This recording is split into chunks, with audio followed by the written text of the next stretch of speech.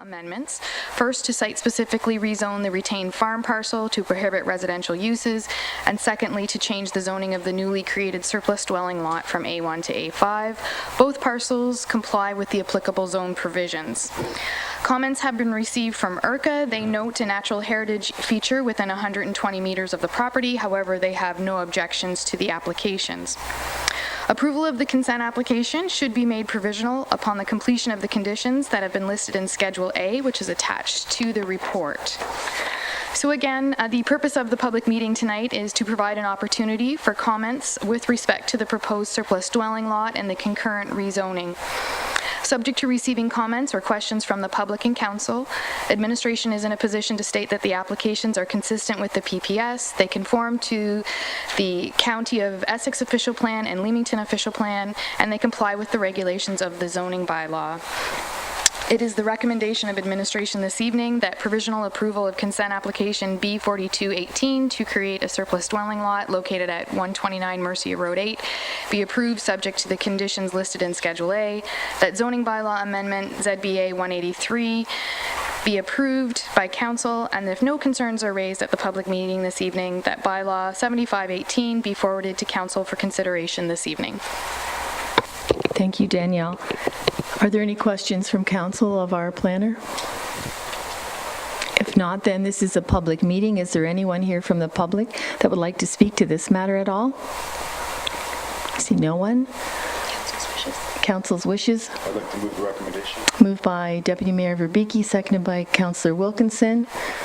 Comments, questions? All in favor? And that's carried. Thank you. We're moving on to the second public meeting. This one is to consider a zoning bylaw amendment for 156 Talbot Street West. And that is Mrs. Jablonski. Heather, thank you.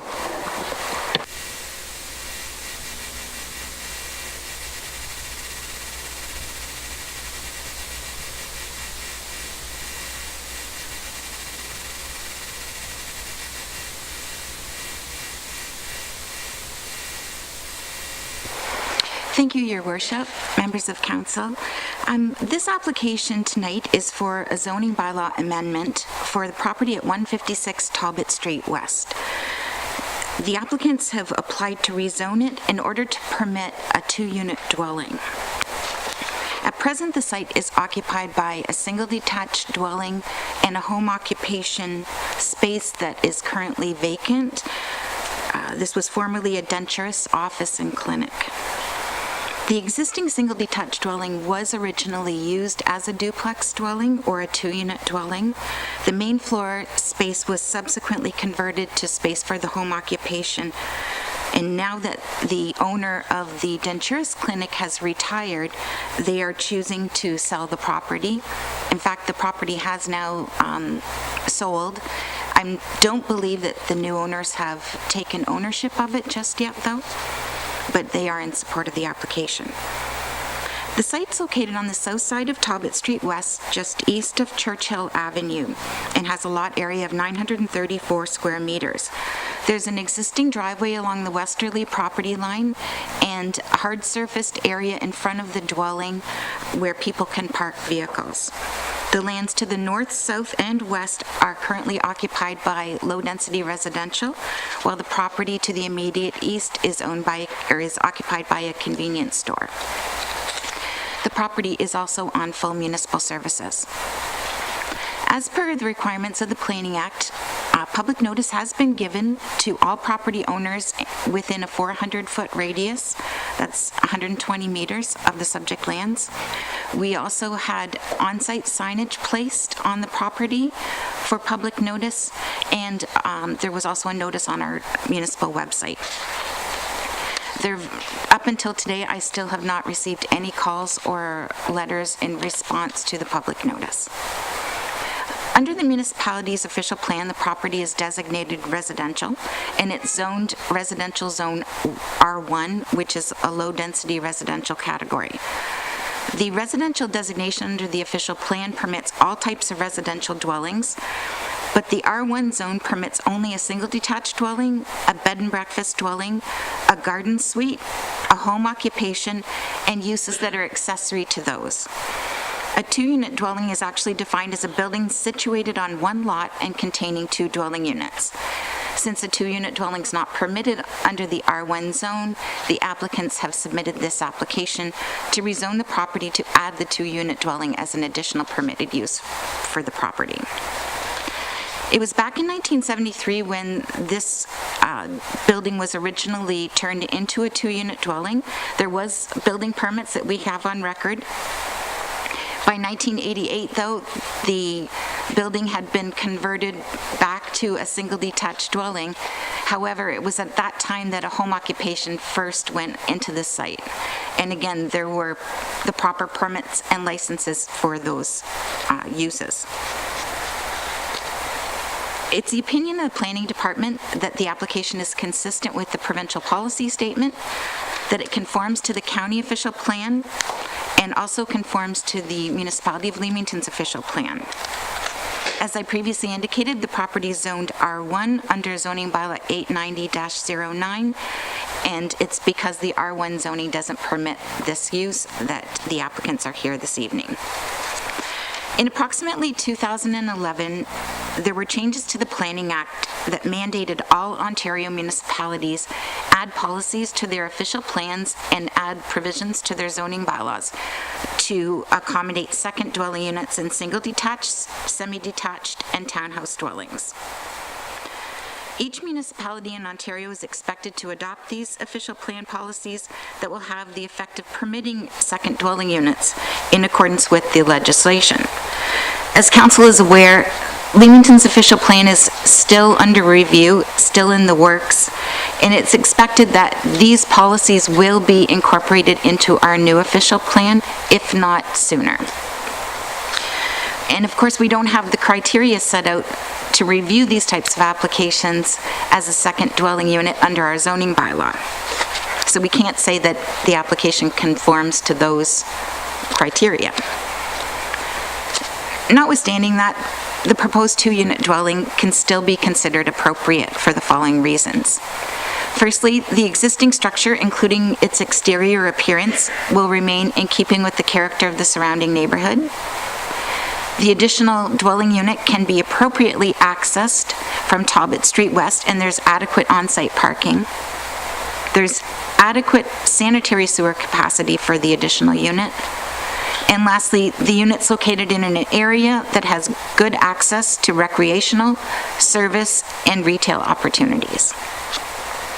And as I said previously, I'm of the opinion that the application is consistent with the provincial policy statement, conforms to both the county and municipality of Leamington's official plans, and also satisfy the criteria that we look at when there's a zoning bylaw amendment. Thank you, Heather. Any questions from council? Councillor Hammond. Your Worship, thank you. With a comment, and then I would like to move the recommendation. Oh, of course, it's a public meeting, so a comment. I think that our future official plan will show the need for granny flats. And in this case, with the lack of affordable housing we have right here in Leamington, I think that this is something we should look at, not only in this case, but a lot of cases coming forward. Thank you. Again, this is a public meeting. Is there anyone here that would like to speak to this matter at all? No one? Council? Moved by Councillor Wilkinson, seconded by Councillor Hammond. All in favor? And that's carried. Thank you. Thanks, Heather.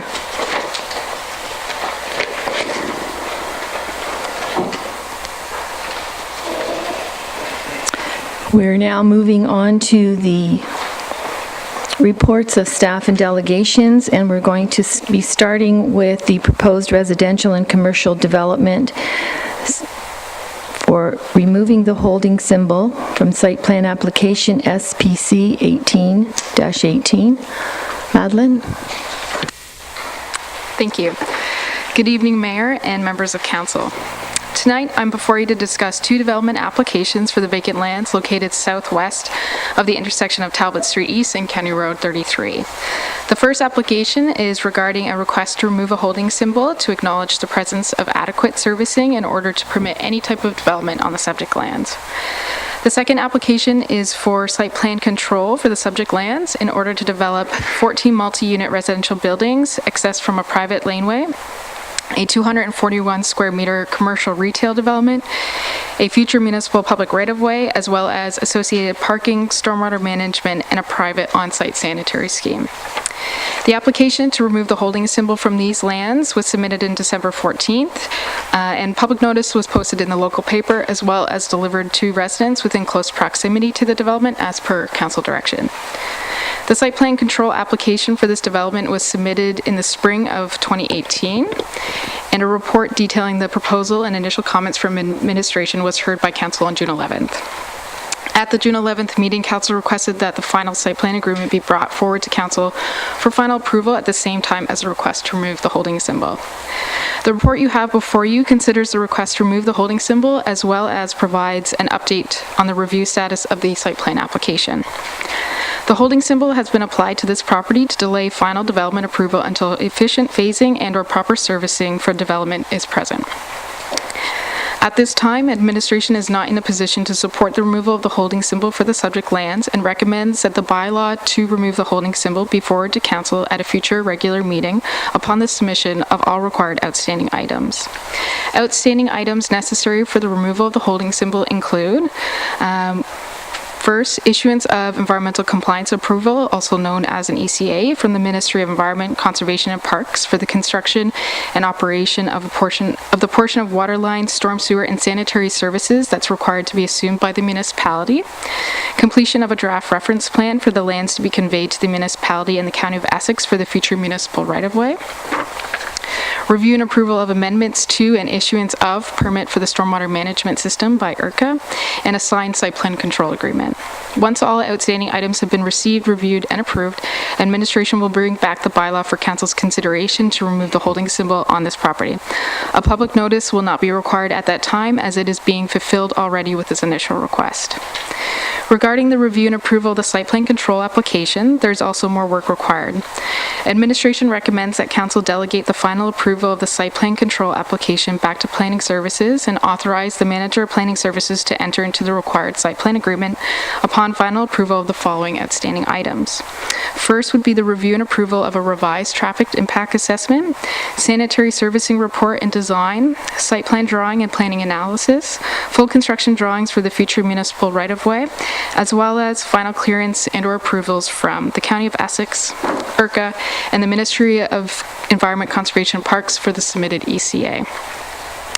Administration originally brought forward the site plan for council's consideration because it deals with items that traditionally fall outside the scope of a standard site plan agreement. This includes the conveyance and construction of a future municipal right-of-way, as well as special provisions with the site plan agreement to address the proposed private sanitary requirements. Planning Services has reviewed the site plan to ensure that it conforms with the required planning policies and the applicable zoning bylaw. At this time, Planning Services can confirm that the proposal meets the zoning requirements for both the residential and commercial proposals. This includes the type of built form, setbacks, and parking. However, Planning Services has identified that additional work is required to ensure that the proposal meets the required planning policies, in particular regarding the residential portion of the development. The proposed development will consist of 14 multi-unit dwellings, all fronting on a private laneway. Each of the multi-unit buildings are 3 stories in height and contain 6 3-bedroom units for a total of 84 units. Is there a rendering? Brianna's going to bring up the rendering of the buildings. This was from an initial, very preliminary discussion we had, but we do have them on file. Using an average residential occupancy of 3 persons per unit, this would result in an estimated 250 people living within this development. However, administration notes that, subject to the outcomes of the boarding house study, the applicant would like to convert each dwelling into a boarding house. Should that be the case, the development could house a total of approximately 500 residents. Planning Services has reviewed the proposal with regard to the provincial policy statement, the County of Essex official plan, and the municipal official plan. Each of these planning documents provide clear policy direction for land use development to create healthy, complete communities. The development proposal will undoubtedly contribute to a healthy mix of affordable housing within the Leamington community. The creation of the commercial and residential mix will help to meet some of the retail needs of the future and existing surrounding residents, all of which help to develop a sustainable community. However, Planning Services feels that there is a lack of safe pedestrian and active transportation links to the proposed development. Although the development itself provides sidewalks and bicycle lanes, there is no formal active transportation or pedestrian connections that service this site from County Road 33 or Anford Street at this time. This includes sidewalks. Providing safe and accessible connections for pedestrians to help residents reach their local grocery store, transit stop, and beyond is an important component in creating a healthy, sustainable neighborhood. As such, administration is requesting that a sidewalk connection between the development and Talbot Street be included in the site plan as requirement of final approval. Planning Services also feels there is a lack of amenity space to service the future 250 or possibly more residents both on-site and within close proximity. Access to amenity space is an important component to creating a healthy, sustainable neighborhood. It provides opportunities for recreation and social interaction, both of which can help build positive relationships between residents. Amenity space can be provided in varying forms, provided that it thoughtfully considers the needs of the residents it will service. As such, Planning Services is requesting that designated amenity space be provided on-site to service the needs of the future residents as a requirement for final approval of the site plan. These additions will help the proposal meet the PPS, the county, and municipal official plan policies for residential developments. In addition to the required planning policies and zoning, there are a number of engineering requirements that still must be met in order to receive final site plan approval. This includes an updated traffic impact assessment, sanitary servicing report and design, stormwater management report and plans, a final site plan drawing with required amenity space and sidewalk connection, construction drawings for the future municipal right-of-way, completion of a draft reference plan for the land to be conveyed to the municipality and the County of Essex for the future municipal right-of-way, finalization of the site plan agreement, including special provisions regarding the municipal right-of-way and site-specific servicing requirements. Review of this material is ongoing. We have received revised submissions even as recently as today. Staff is working to review these items in order to move closer to final site plan approval.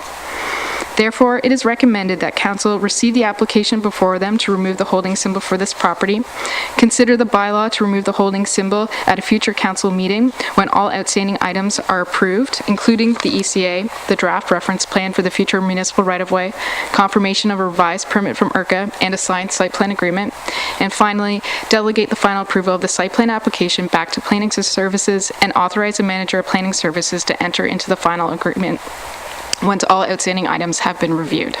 I'd be happy to address any questions, and I'd also like to note that Mr. Leovis is also here to address any questions. Great, thank you, Madeline. We'll start with questions from Council. Councillor Jacobs. Thank you, Madam Mayor.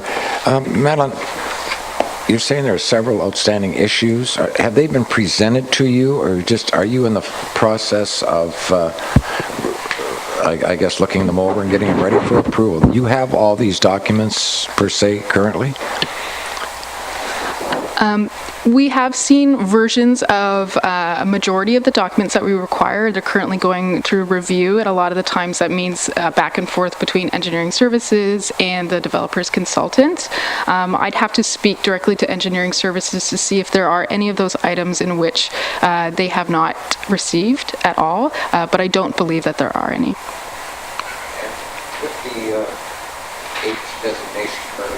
Nothing can take place at this stage of the game until that's been removed? Correct. In the official plan, a holding symbol is applied and must be removed before any development takes place, including including providing any permits.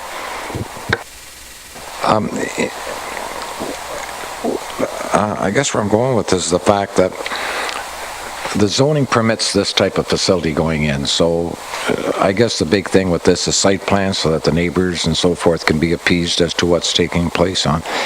Is there a possibility, because I know that the developer is anxious to get started on some of the, I guess, underground services and so forth, is there a way that we can permit that to take place while the final site plan approval is being done? I think further in the reports this evening, we're doing that for a greenhouse operation as well. If they assume the liabilities, if any, or if they have to remove it, is that a possibility? I think that's something that I would have to look to maybe my manager or director to make that kind of call, and likely we would have to consult with engineering services as well. Mr. Barnable's prepared to speak to that. Mr. Jacobs. Through you, Madam Mayor, yeah, the item that we're discussing later in the agenda doesn't involve municipal services or services that we will take over as a municipality. It's simply that conditional approval that we're talking about later is simply for foundation works. Okay, so in other words, they cannot do anything to that site until this is removed. We can't grant them permission to go ahead and do the underground servicing while we're waiting for the final site plan approval to get this project underway? Through you, Madam Mayor, that's correct. Most of the items that are remaining now are technical nature, dealing with servicing and some approvals from outside agencies like the county and the ECAs, the environment approvals.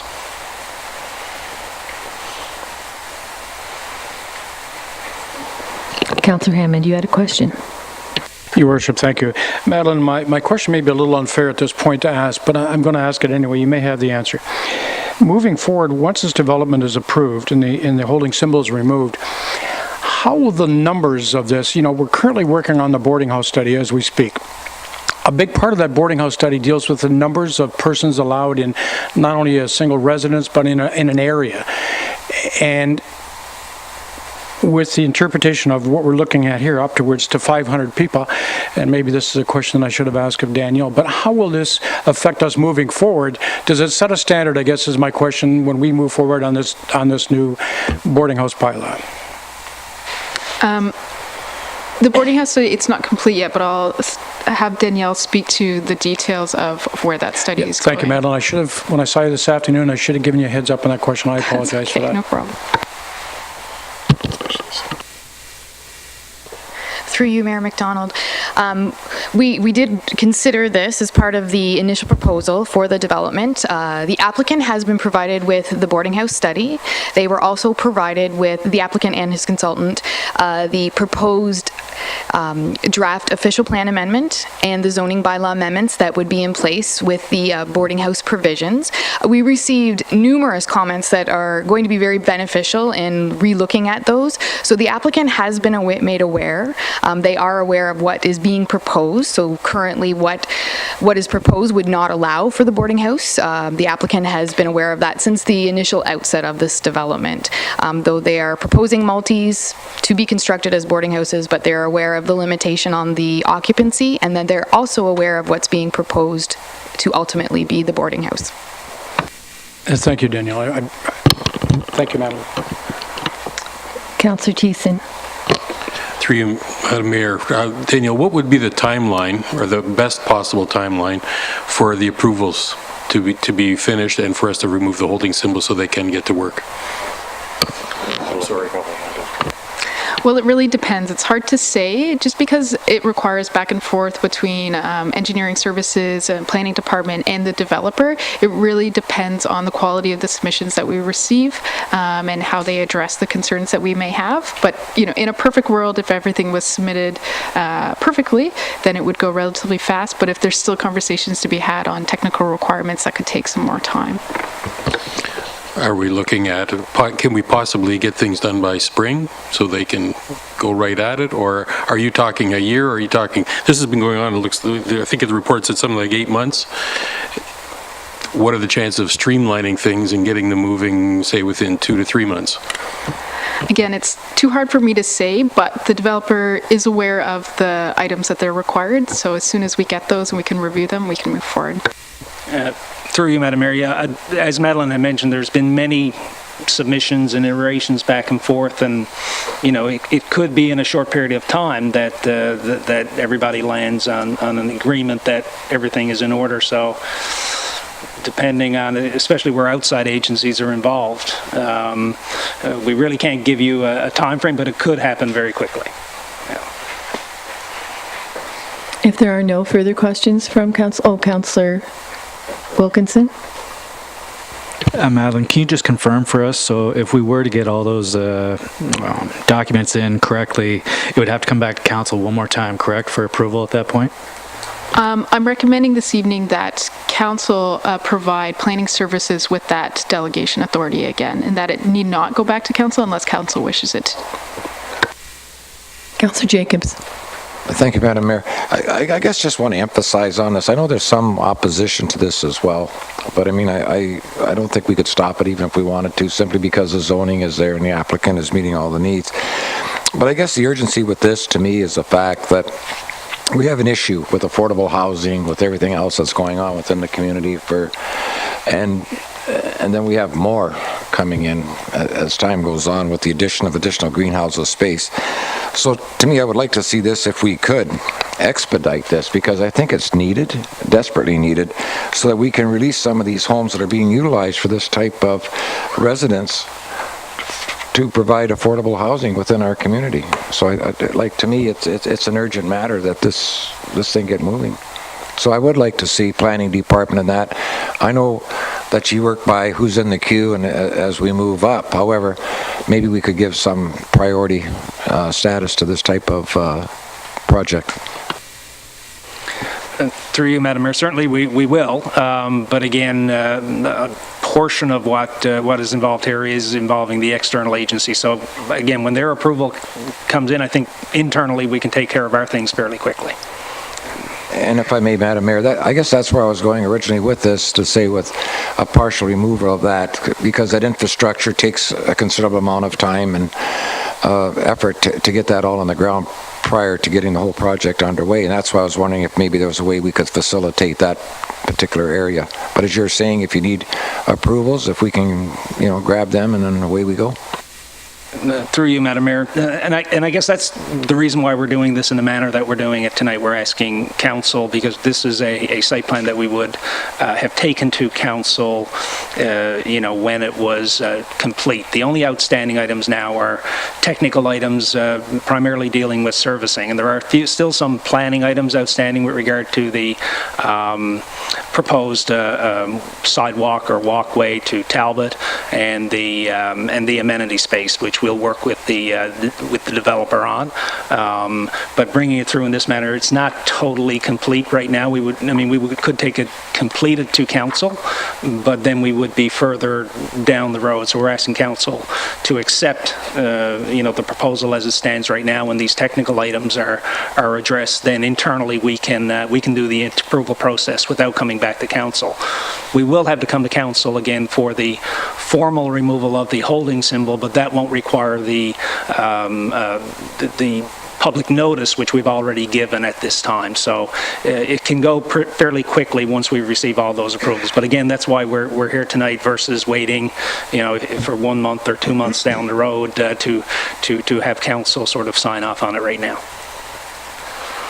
Councillor Hammond, question. Your Worship, thank you. And Paul, and I think that's a great approach, and I'm glad you're moving forward in that direction. I think it's important that when they do get the necessary permits in, so they can get the infrastructure in the ground, I think that's their mandate. I would hope that we can get to a point where maybe we can remove that holding symbol, even though some other outstanding issues may be there, like common space and the sidewalk. And we'll get those done, but it may develop on more negotiations at some point, but I hope that it doesn't hold things up. If we get to a point where there's a disagreement, we'll say, between the proponent and staff, and then we will bring it back to council to decide. But assuming that everything from here on goes as planned, then we would approve it within our department. We have, a number of delegates to speak tonight, but I was wondering, Mr. Leovis, are you interested in speaking at all to council? You'll have to tell us your name and your address, the usual. How about now? Okay, Jim Leovis, 7 Lake Crescent, Leamington.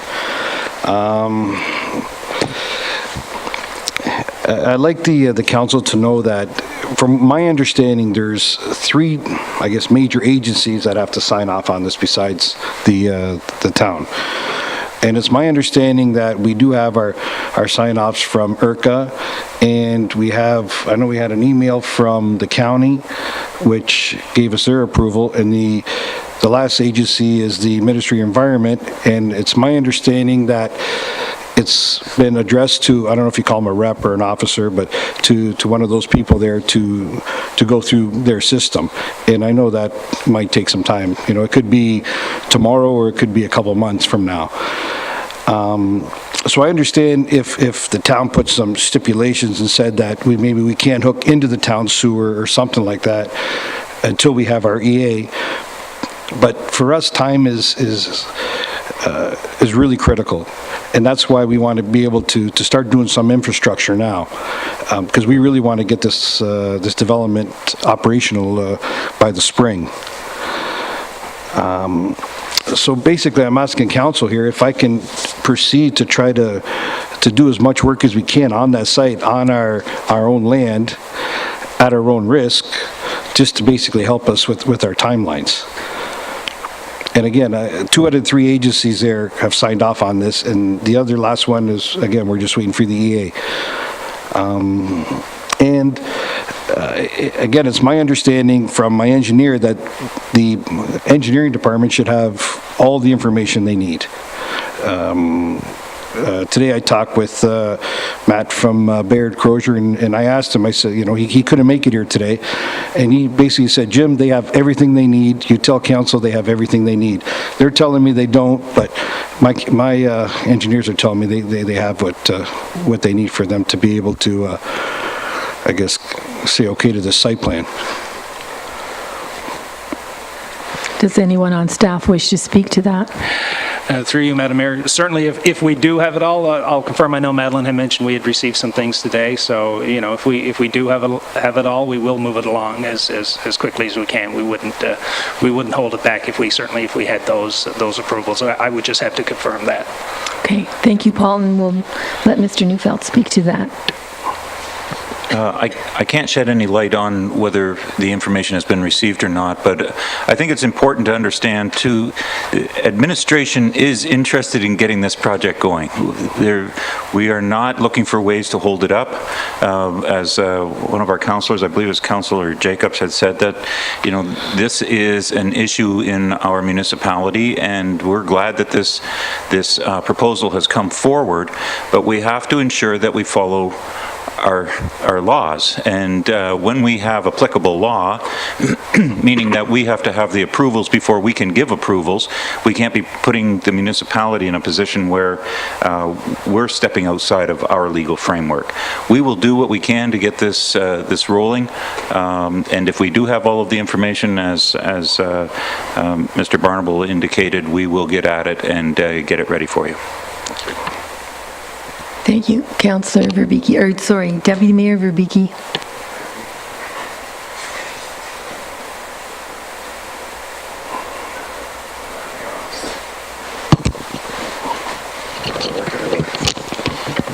Now I'm a loose cannon here now. That's on, thank you. Thank you, worthy Mayor.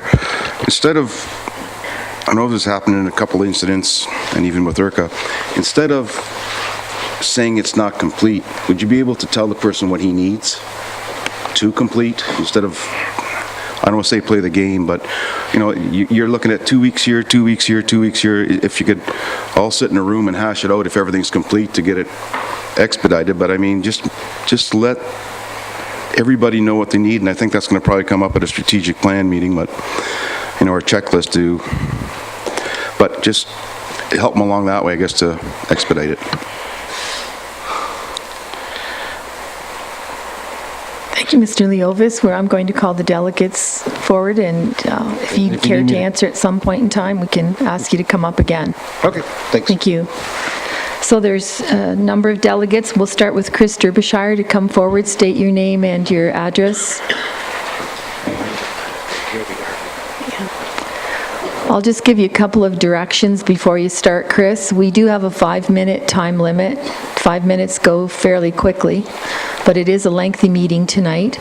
And those of you that are going to speak following, please keep in mind what the people ahead of you have said. We're hoping to hear some new information, not just a rehash three or four times over.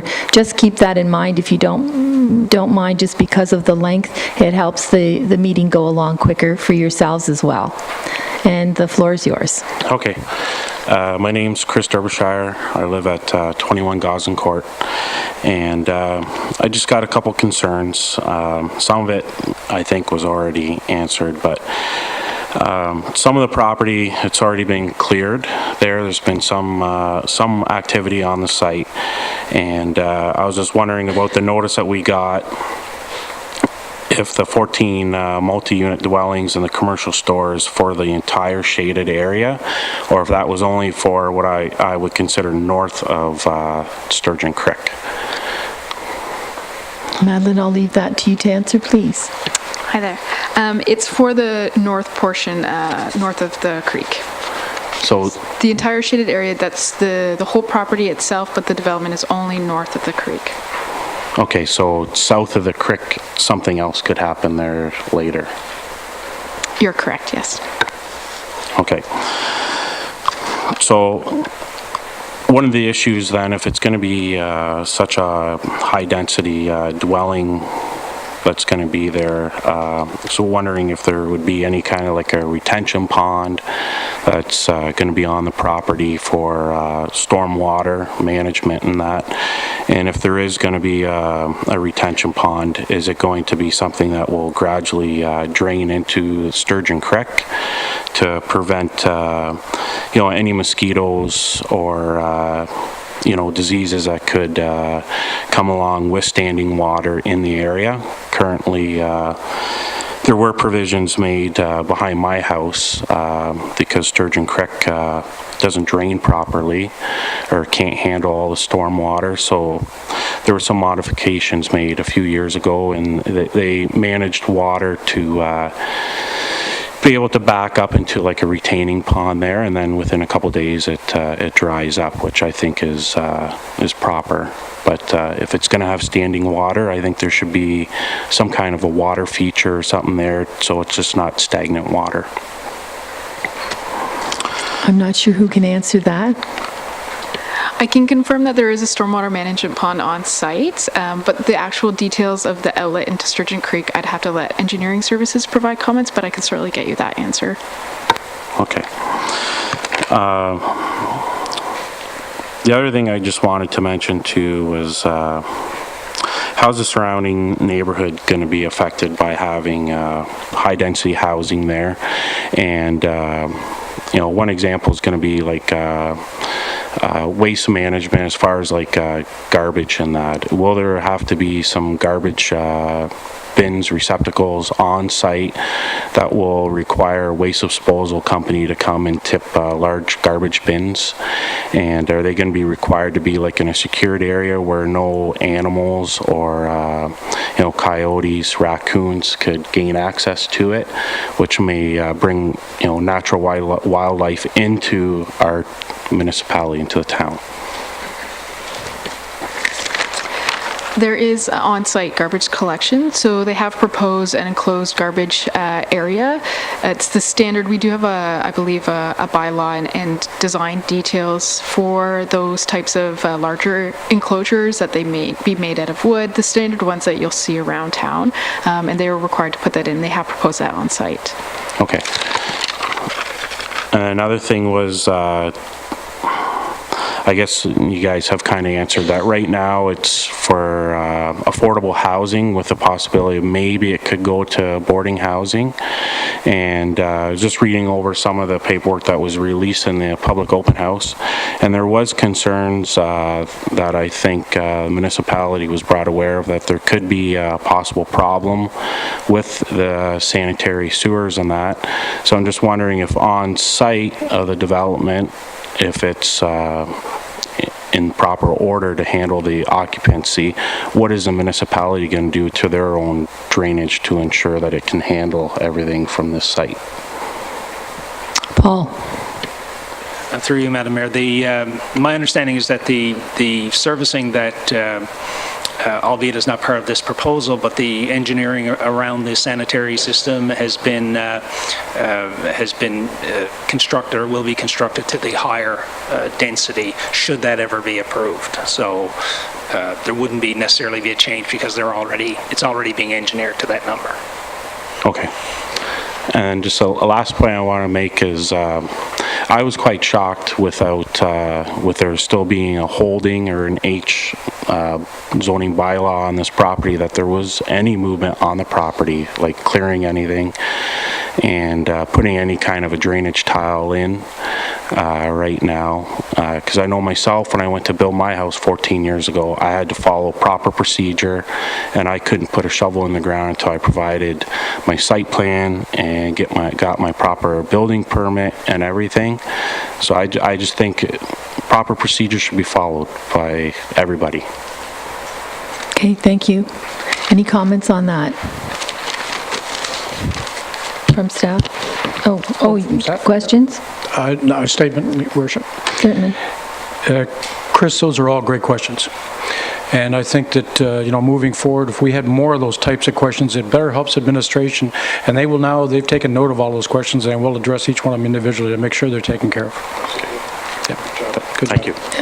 If you want to stay there for a second, Chris, I believe Councillor Wilkinson has a question for you as well. Yeah, Chris, when it came to your last point there, when it comes to the procedures, I wondered the same thing too when I seen dirt being moved over the last 2-3 months. In fact, I asked Mr. Barnable here about a month and a half ago, I said, is everything they're doing, is that allowable? That's what we want to ensure is happening. And he assured me at that time, yes, the movement that's happening there at that time is allowable. So it's not like they've done something, behind their back or anything like that. It has been on the up and up. Okay, thank you. Thank you. Next, we have Ross John and Kathy John wishing to speak.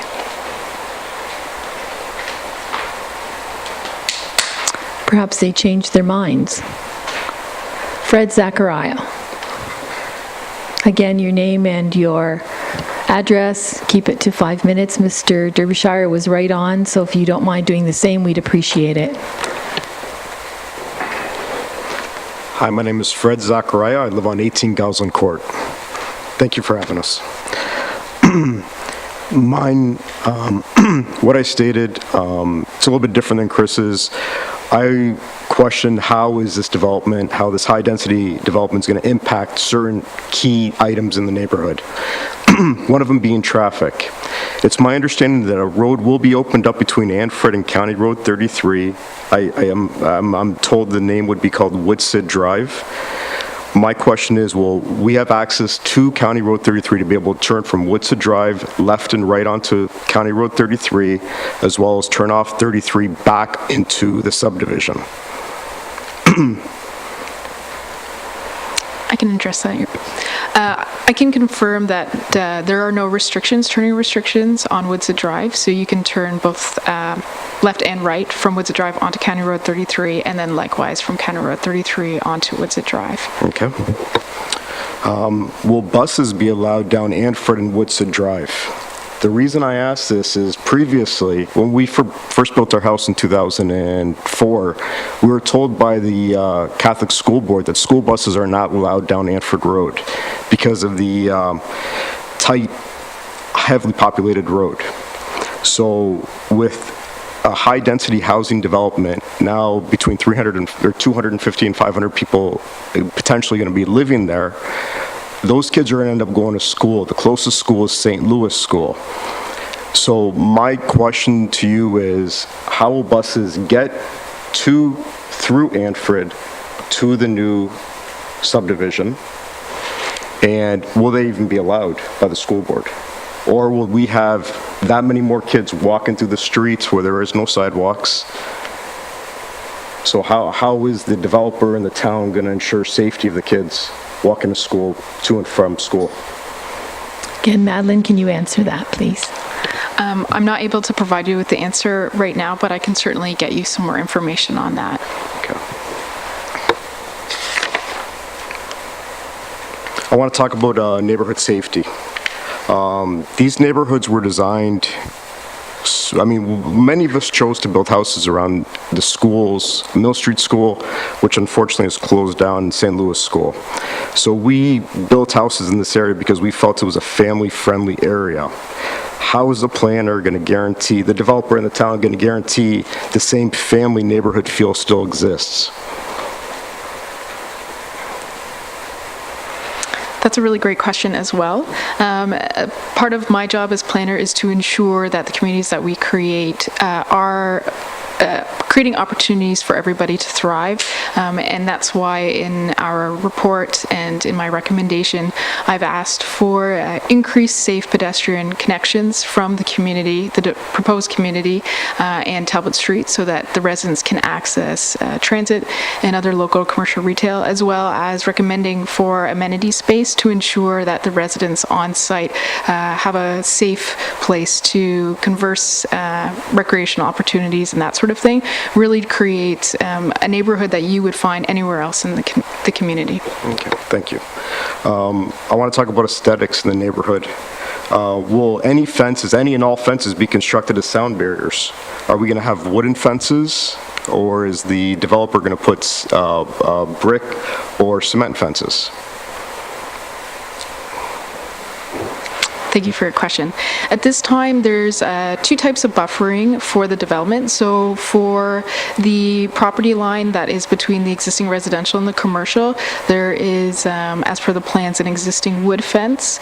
And then for the property lines which abuts the existing residential and the proposed residential, the developer has included a tree line buffer. Okay. I'm curious about how a town bylaw officer would have the authority to upkeep these properties, to enforce the upkeep of the properties. Currently, when you pass by certain apartment buildings in town, we see couches, beds, garbage, debris, fish tanks left in front of the apartment buildings. How are we going to ensure that the town bylaw officers have the authority to go to A, the developer, B, the third party who might be paying for the rent of the tenants, or C, to the actual people who rent the properties, to enforce that items are being put into dumpsters and not in front of apartment buildings? Ms. Orton, can you answer that for Mr. Zachariah, please? Property standards bylaw relates to just the things that you're speaking of. If they're on the actual property and not on the boulevard, if they're on the boulevard, then our public works employees, based upon a call from a resident, would go and pick those up. And in some cases, we can bill the abutting property owner. If we receive a call that there are items left on the property that are considered to be garbage, like you have mentioned, then our property standards officers would issue an order, either under the property standards bylaw, if it's large-scale debris. If it's smaller scale, we could issue the order under the land maintenance bylaw, which is a shorter turnaround time frame. If the works are not done, so if the garbage isn't picked up by the owner or by someone that the officer might also issue the order to, because it doesn't just have to be the property owner like you've indicated, then the municipality would contract with a third party to go in and pick up that garbage, and then would bill the property owner. So it would be the property owner's responsibility to then either pay that, or it would then be applied to their taxes. So how many times do residents have to call the town before something more is done? Because maybe the small fee that the property owner is incurring is less than the fee for him to actually get rid of his own garbage. Well, you call and make that complaint, and we will go and inspect and issue the order.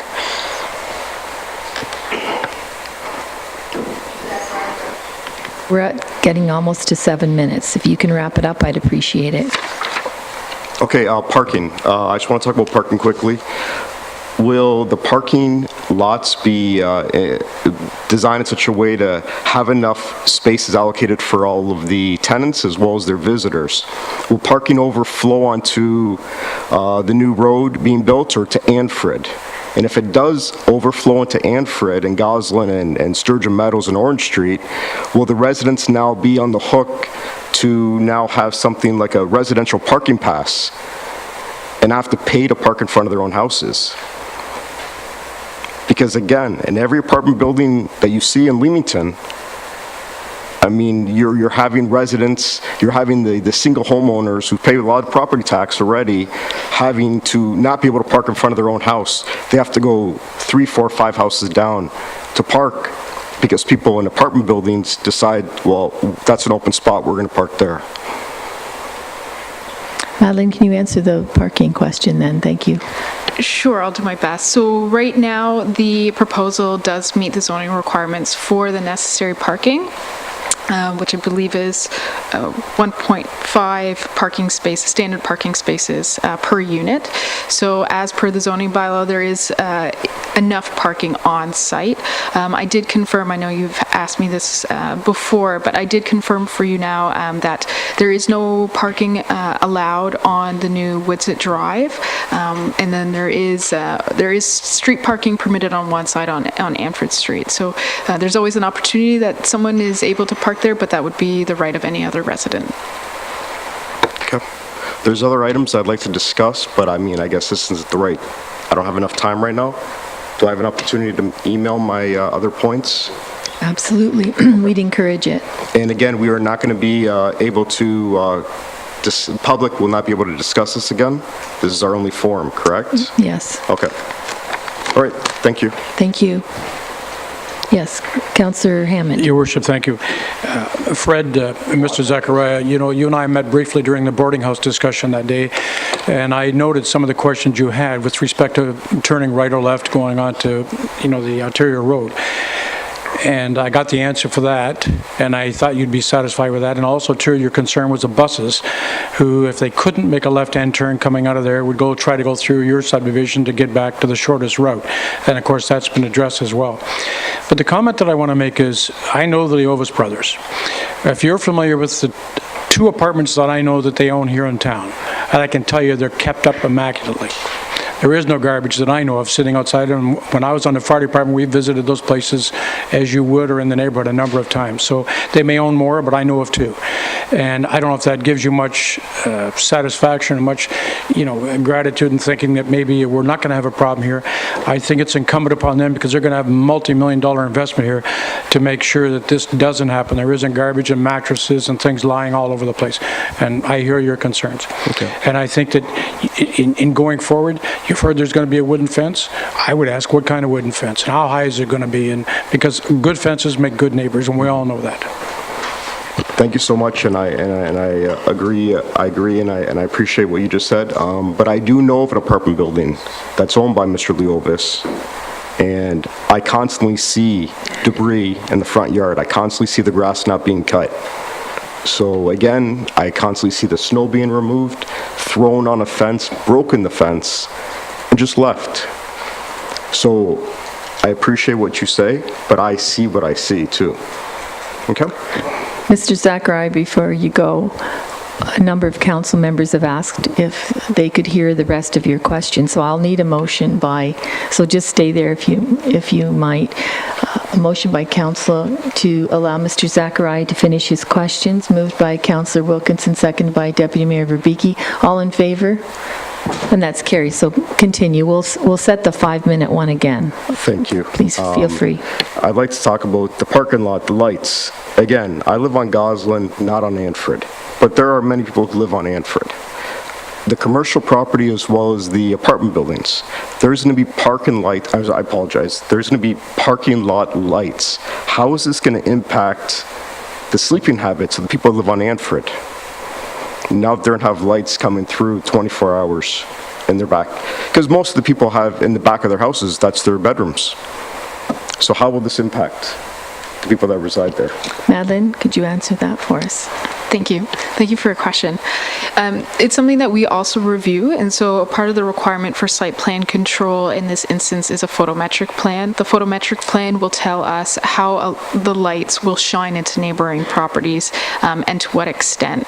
And so I do know that there's a requirement for all of our site plans that it's all lights provided are full cutoff and dark sky compliant. However, I will need to look to engineering services, and I can get you this information further on their detailed review and response of the photometric plan that we have received. Thank you.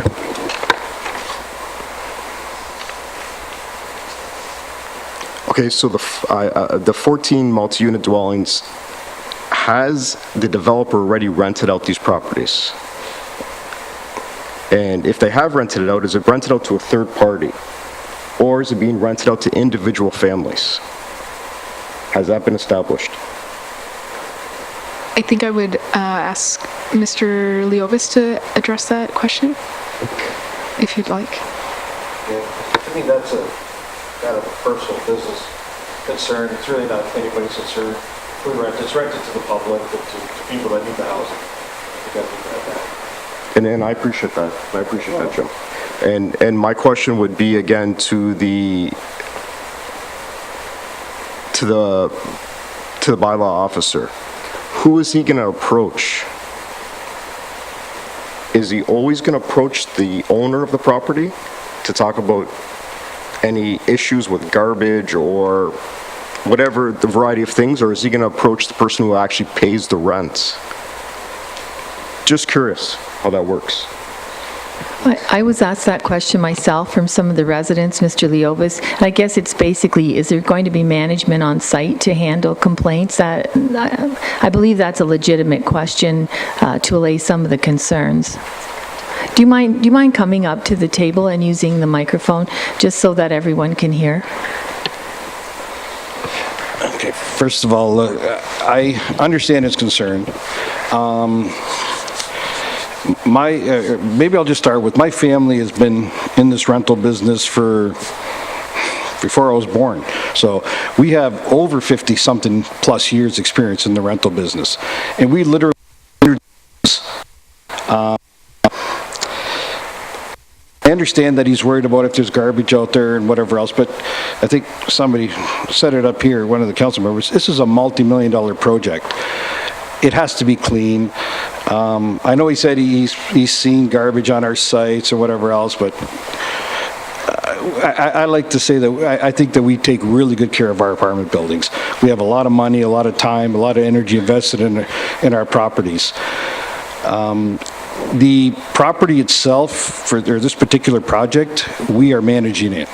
There is, it's actually, I like to say it, so even in our meetings, it's overmanaged, because this project itself has us going into every single unit once a month, and that's part of the mandate with the people that are renting these units from us want us to do. So every single unit will be addressed every single month with a report. So if it's dirty, or if somebody's doing something like he's saying, throwing garbage outside, that would be addressed on a monthly basis. Where right now on a regular apartment building, which we drive by pretty much every day, if we see an issue there, we take care of it, but we don't go in every unit every single month. This one here will actually be, again, it will be spending a lot more time on this, just because of the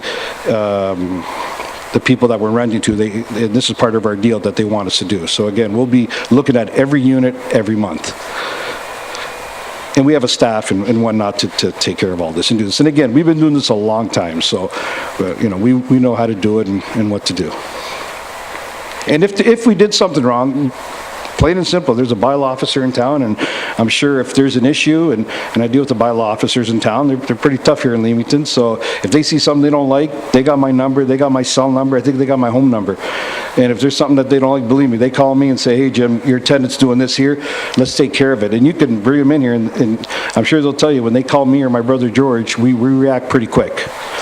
Well, this is our community. I'll raise the elephant in the room, though. Your Erie Street South properties. Yes. We have a huge problem with them, and you know that council has contacted bylaw many times on weekends. We're not happy with what's going on those properties. So I can't say I blame these people for being concerned.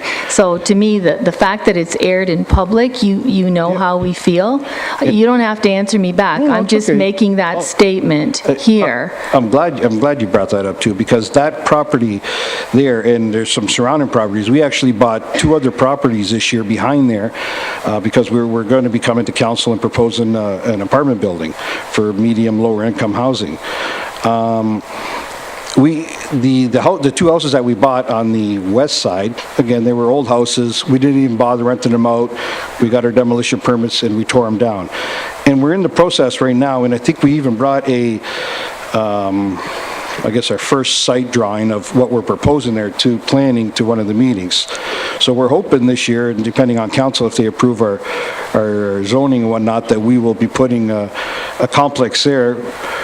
I think we're allocating like between $2.5 and $3 million complex.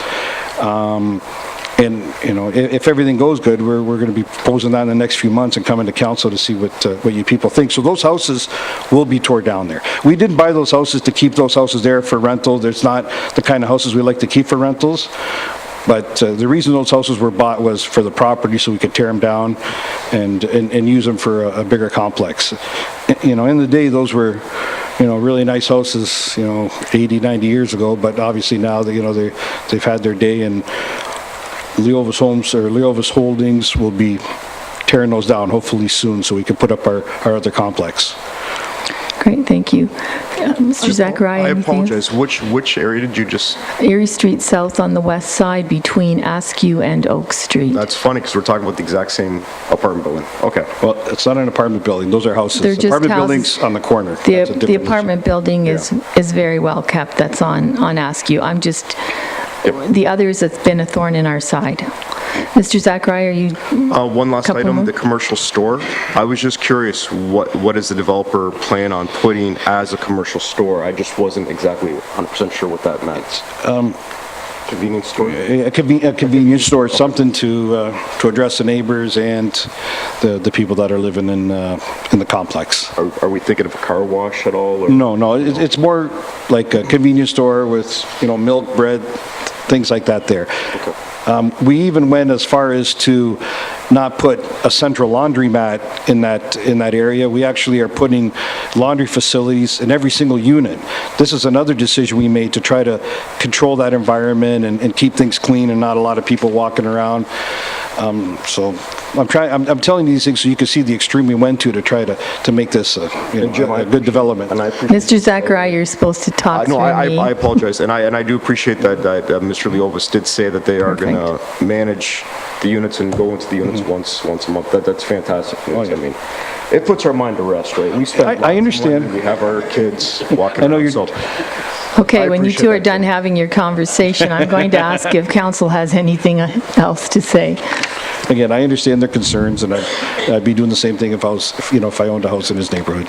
Well, then, Mr. Zachariah, you're free to sit down, but Mr. Leovis, if I may take the liberty, I spoke to a number of residents last night. I met in a home with them. I just wanted to list a couple of their concerns. The management on site was one of their concerns, and that's always just if there's a noise issue or whatever, rather than going through the police, they would like to be able to go to a manager, whoever, and state the concerns. They are concerned about sound as well. Sound barriers were brought up. I know that's been an issue for us. I believe, Mr. Botham, we've talked about sound barriers on the arterial road for a long time. So I'm just putting that out there that that's a concern, and if you could plant some extra trees, that's always a good thing. Age-appropriate amenities like parkland, I'd like to see that. I know the neighbors would also like to see that, so that there isn't as much load on the parks that are really not that close to your property, but are listed here as being the nearest. So if you would consider that, that would certainly be appreciated. They definitely would like to see the sidewalk. There is no sidewalk on Anford, and they're very concerned that many people will then be funneled into their little street and then going between the houses where the cul-de-sac is onto Talbot West. That is a concern for them, and I believe rightly so. It's one thing to be next door to your neighbor. It's another to have 250 people walking by there on a daily basis. So the addition of a sidewalk along the arterial road there is definitely something that they would like to see happen. And I believe that's just about it. Yeah, so there are concerns that, and I understand it, but also this area is zoned appropriately. and there is really nothing that we can say against it. It is serving a need for our community, and it seems to be very nice, and your intentions are good, so I can't see that there's anything else to say, so it's up to council now for their wishes.